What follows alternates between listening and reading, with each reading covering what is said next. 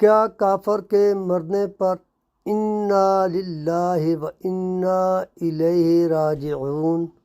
کہہ سکتے ہیں یا نہیں کہہ سکتے؟ دیکھیں، کافر کے مرنے کے اوپر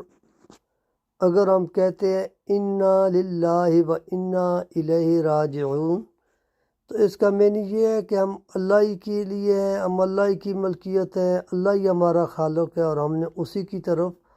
لوٹ کر کے جانا ہے۔ تو اس میں تو کوئی حرج بھی نہیں ہے، کسی کے مرنے کے اوپر ہم کہہ سکتے ہیں، خواہ کافر ہے یا مسلمان ہے،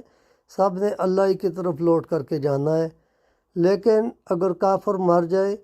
تو اس کی بخشش کے لیے، اس کی استغفار کے لیے ہم دعا نہیں کر سکتے۔